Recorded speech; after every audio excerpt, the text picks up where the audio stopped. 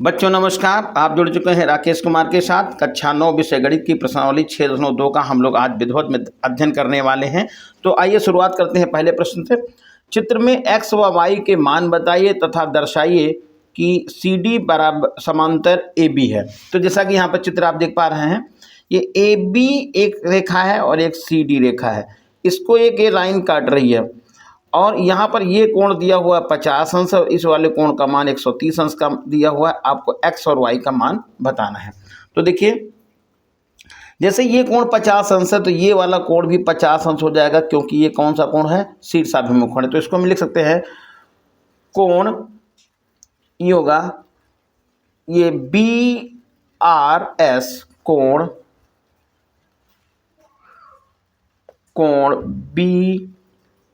BRS बराबर कोण BRS बराबर कोण 50 अंश। क्यों कह सकते हैं? क्योंकि ये 50 अंश का जो है शीर्षाभिमुख कोण है। अब यहाँ पर देखिए, ये लाइन तो ये भी एक बताई है कि ये भी ये लाइन है। तो यहाँ पर क्या कर सकते हैं? ये लिख सकते हैं कि कोण x प्लस कोण 50, ये कोण x प्लस 50 ये मिलके कितना हो जाएगा? 180 अंश। तो ये हो जाएगा x बराबर 180 माइनस 50, ये आ जाएगा आंसर 130 अंश। तो 130 अंश ये आपको x का मान पता चल गया है।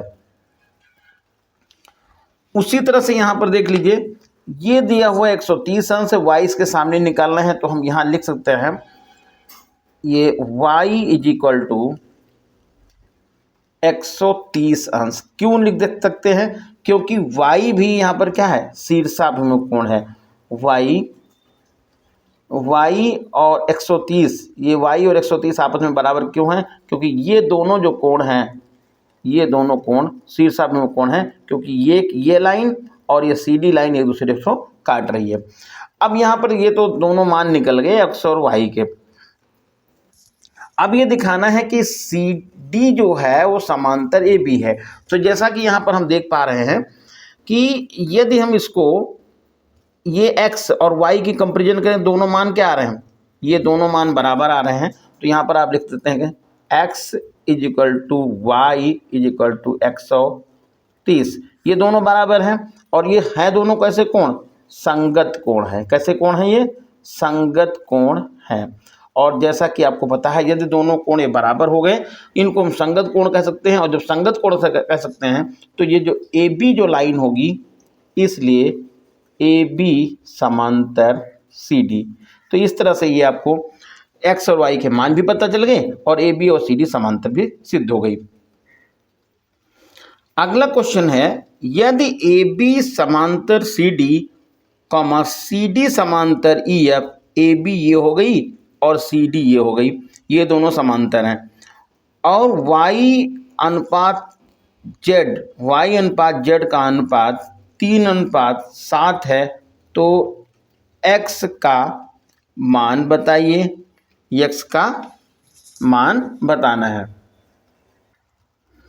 देखिए, यहाँ पर ये बताया है कि AB समांतर CD, यानी ये जो लाइन है और ये लाइन CD, ये दोनों समांतर हैं। जब दोनों लाइनें समांतर हो जाएंगी तो इनके जो है एकांतर कोण, ये वाला जो कोण होगा एकांतर कोण, इस वाले के नहीं, इस वाले कोण को भी हम y अंश बोल सकते हैं। कि ये जो कोण y अंश लिखा हुआ है चित्र में, ये भी ऊपर ये जो होगा y अंश के बराबर हो जाएगा, क्योंकि यहाँ पर पहले ही बता दिया है AB और CD दोनों कैसी लाइन है? समांतर हैं। तो जब दोनों समांतर हो गई तो ये दोनों कोण बराबर हो गए। जब कोण बराबर हो गए तो इसका हम मान लिख सकते हैं x अंश प्लस y अंश, और ये AB एक सीधी रेखा बताई तो 180 अंश। यहाँ तक कोई दिक्कत तो है नहीं। फिर यहाँ पर देखिए, y और z के विषय में बताया है। तो x प्लस y कितना हो गया? 180 अंश। और देखिए यहाँ पर ये दिया है CD समांतर EF। CD कौन सी? ये लाइन है, और EF ये समांतर है।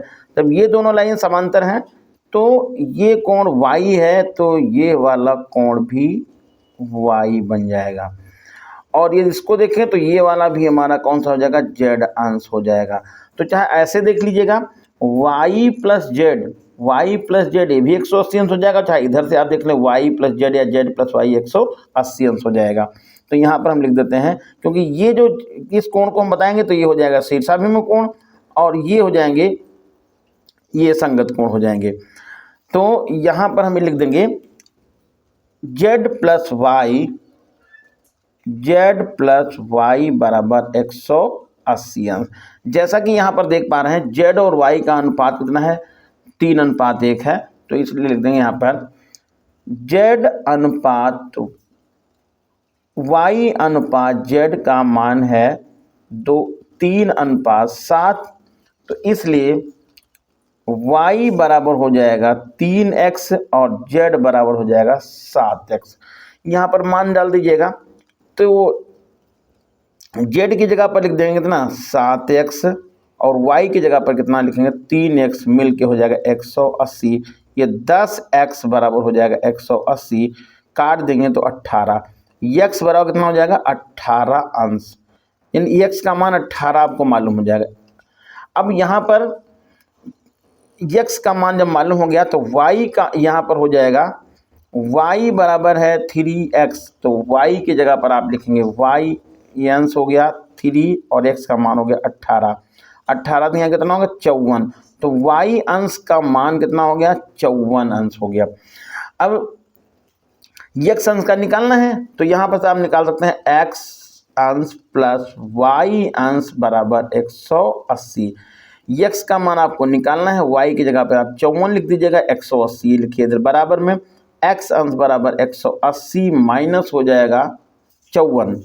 अब घटा दीजिएगा तो ये घट जाएगा, तो यहाँ पर आएगा ये 10 में से 4 जाएगा 6 हो जाएगा और 7 में से 5 जाएगा 2, 126 अंश ये आंसर पता चल जाएगा। इसलिए x का मान कितना हो जाएगा 126 अंश हो जाएगा। तो x का यहाँ से पता चल गया, y का यहाँ से निकल गया। आप z का निकालना चाहे तो z का भी निकाल सकते हैं। तो z बराबर कितना है, z बराबर है 7x। या यहाँ पर z प्लस वाई 180 लिख देते हैं और 180 में से क्या करेंगे, ये जो है x की वैल्यू घटा देंगे और आपका आंसर मालूम हो जाएगा। तो ये है यहाँ पर, या हम लिखे z की जगह पर z लिखेगा 7 और x का मान 18 लिखेगा और z बराबर हो जाएगा 126 अंश। तो ये x और z का मान भी आपस में कैसा हो जाएगा, बराबर हो जाएगा। और ऐसे भी ये देख सकते हैं कि ये भी दोनों लाइनें समांतर थी, ये भाई ये दो AB CD और EF ये तीनों लाइन समांतर हो जाएंगी, क्योंकि AB है CD के समांतर और CD है EF के समांतर। तो AB लाइन के समांतर CD और CD के समांतर EF, तो ये हम कह सकते हैं ये दोनों आपस में समांतर हैं। बीच वाली लाइन को आप हटा दीजिएगा तो x और z भी आपस में क्या हो जाएंगे, ये संगत कोण से बराबर हो जाएंगे और आपका आंसर हो जाएगा 126 अंश। अगला जो क्वेश्चन है ये कहा है आकृति में यदि AB और CD, यानी AB लाइन देखिए ध्यान दीजिएगा, AB लाइन ये और CD लाइन ये समांतर है और EF लाइन बताई है कि इस पर क्या है, EF लाइन इस पर, EF लाइन जो है वो CD पर लंब है और ये पूरा कोण दिया हुआ है 126 अंश। देखिए GED, यहाँ पर G लिखा है, यहाँ पर E लिखा है, यहाँ पर D लिखा है, 126 अंश है। तो आपको AGE इसका मान बताना है, ये वाला कोण, और GEF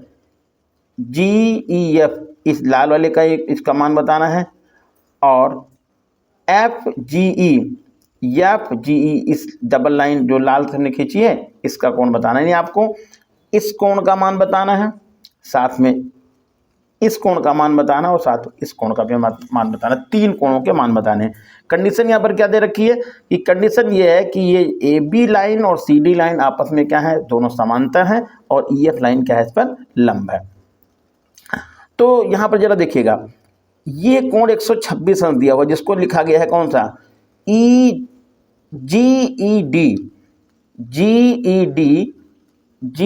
बराबर लिखेंगे कोण GED बराबर 126 अंश ये आपको ज्ञात है।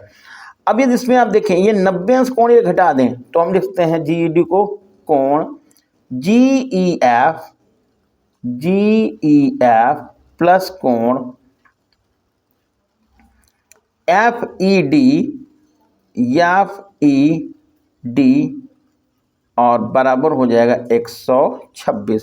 अब एफईडी का मान तो 90 दिया हुआ था, तो आप यहाँ पर लिख सकते हैं जीईएफ प्लस 90 बराबर हो जाएगा 126। इधर ट्रांसफर कर लीजिएगा तो ये हो जाएगा कोण जीईएफ बराबर 126 में से आप 90 घटा दीजिएगा तो आंसर आपका मिल जाएगा जीईएफ बराबर 36 अंश। तो ये आपको मान पता चल गया जीईएफ बराबर 126, एक के वो 36 अंश, इस कोण का मान आपको 36 मालूम हो गया। अब देखें यदि यहाँ से देखें तो ये पूरा ये कोण 90 अंश है तो ये वाला भी कोण 90 अंश आ जाएगा। तो इन दोनों का मान क्या होगा, इस कोण का इस कोण का मान भी तो 90 अंश आएगा। तो सीधे सीधे यहाँ पर हम लिख सकते हैं कोण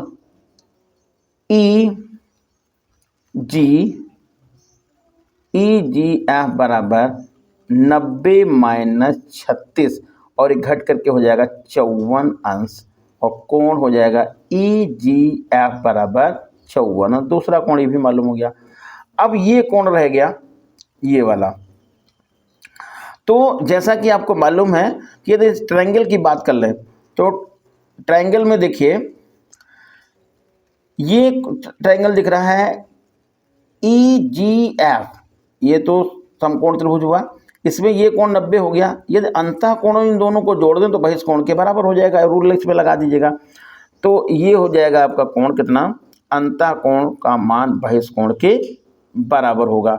या हम ऐसे भी देख सकते थे यहाँ पर इस कोण को ऐसे, ये आपका बनना है AGE और GED, ये हो गया आपका एकांतर कोण और एकांतर कोण आपस में बराबर होते हैं। तो ये 126 है तो ये वाला भी 126 हो जाएगा। तो यहाँ पर हम सीधे लिख सकते थे कोण AGE बराबर 126 अंश। वैसे भी हम यहाँ पर क्या कर सकते हैं, ऐसे भी लगा सकते थे कि 90 और 54 और 26, 54 ये अंश हो गया, ये 36 अंश हो गया है और 54 अंश हो गया। इन दोनों को आप जोड़ दीजिएगा। हाँ तो देखिए यहाँ पर ये 36 है ये 90 है, इन दोनों को जोड़िएगा तो कितना आएगा, 90 126 हो जाएगा। तो ये इसके कोण के बराबर हो जाएगा, ऐसे देख सकते हैं। या यहाँ पर देखिए ये 54 अंश आपने निकाल लिया, ये बहुत तरीके से निकाल सकते हैं। ये 54 अंश आपने मालूम कर लिया। ये पूरी लाइन तो AGF ये 90 अंश 180 लाइन है, यानी ये पूरा कोण 180 अंश है। 180 अंश में से 54 घटाइए तब भी आपको 126 अंश मालूम हो जाएगा। तो इस तरह से आपको ये तीनों कोण मालूम हो गए हैं।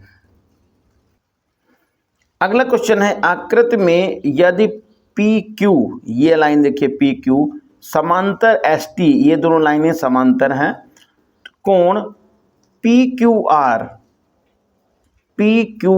इसको 110 अंश लिखा है और RST 130 अंश दिया है।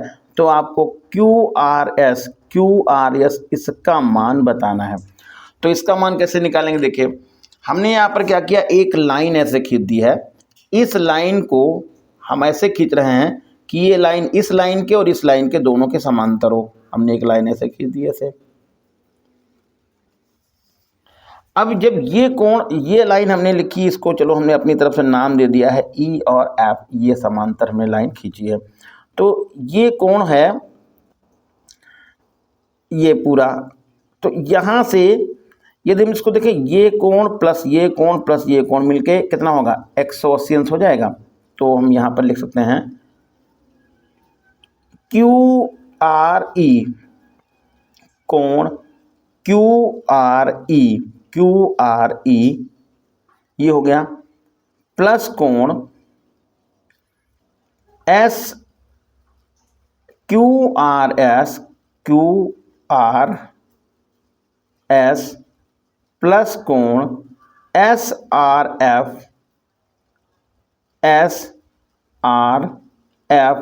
बराबर 180 अंश का। अब यदि यहाँ पर हम ऐसे देखते हैं तो ये कोण जितने अंश का है, ये इसको हम ऐसे थोड़ा पीछे बढ़ा लें। हाँ देखिए, जैसे यहाँ पर ये कोण कितना दिया हुआ है, 110 दिया हुआ है। तो यदि इस कोण की हम बात करें तो क्योंकि ये लाइन हमने इसके समांतर खींची है, तो ये कोण 110 अंश है, तो ये वाला कोण 70 अंश हो जाएगा, क्योंकि इन दोनों कोणों का मान 180 अंश होता है। सेम इसी तरह से देखिएगा, ये कोण 130 अंश है, तो ये कोण का मान भी 50 अंश हो जाएगा, क्योंकि इन दोनों को यदि हम जोड़ते हैं तो ये 180 अंश के बराबर हो जाता है। तो ये 50 अंश हो गया, ये हो गया 70 अंश। तो 50 70 कितने हो गए, 120। 180 में से घटा दीजिएगा तो 60 अंश का एक कोण निकल जाएगा। तो सीधा हम यहाँ पर लिख देते हैं, इसको लिखेंगे QRS को हमने यहाँ पर लिखा है 180 माइनस 110। ये आपको पता चल गया कहाँ से हमने लिखा है, प्लस QRS जिसका मान आपको पता करना है। और यहाँ पर देखिएगा ये हो जाएगा 180 माइनस 130, ये हो जाएगा 180 माइनस 30। 180 में से 130 आप घटाएंगे, ये हो गया बराबर, लिखना चाहें तो ये हमारा हो गया 180। अब 180 में से 110 घट गया तो ये 70 इधर से मालूम हो गया। कोण QRS और प्लस ये आ जाएगा आपका 50 बराबर 180। तो कोण QRS बराबर 180, तो ये लिखनी है 70 और 50 मिलकर कितना हो जाएगा, 120 आएगा। तो 120 इधर 95 करिएगा, 120 हो जाएगा माइनस का। तो QRS बराबर हो जाएगा 60 अंश, और ये है आपका आंसर। चलिए फिर अगले क्वेश्चन की तरफ चलते हैं। क्वेश्चन ये है, आकृति में AB समांतर CD, देखिए AB लाइन ये दिख रही है और नीचे लाइन ये समांतर दिख रही है। यहाँ पर एक जो मान दिया हुआ है APQ का मान 50 अंश दिखा हुआ है। APQ का मान 50 अंश है, यहाँ पर गलती से 60 लिख गया है, आप यहाँ पर 50 लिख लीजिएगा, ये 50 अंश हो गया है। और PRD 127 अंश लिखा है, तो आपको X और Y के मान बताने हैं, X और Y के। तो जैसा कि यहाँ पर देखिए ये कोण 50 अंश है, यानी APQ 50 अंश है, तो PSR ये भी 50 अंश हो जाएगा। तो यहाँ पर लिख देंगे कोण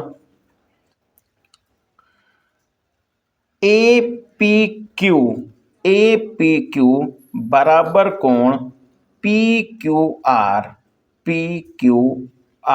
और जिसको आपने किस नाम से जाना है, X से। यही मान है 50 और इसको आप बोल देंगे X, तो ये X बराबर हो जाएगा 50 अंश। ये X बराबर कितना हो जाएगा, 50 अंश, ये निकल गया। फिर देखिए यहाँ पर देखिए, यदि हम एक नियम लगा दें कि त्रिभुज के अंतः कोणों का मान बहिष्कोण के बराबर हो जाए, तो X प्लस वाई बराबर कितना हो जाएगा, 127। तो आएगा X प्लस वाई बराबर 127। X का मान कितना आएगा, X का मान हमने 50 लिखा है, प्लस का Y लिख दिया है बराबर 127।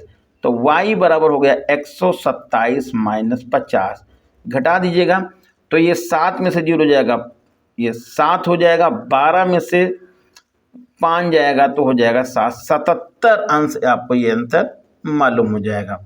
तो ये y की वैल्यू 77 अंश भी निकल गई। अब दूसरा भी तरीका लगा सकते थे, देखिए 180 में से आप घटा दीजिएगा 127 को, तो जो कोण का मान निकलेगा यहाँ पर लिख दीजिएगा।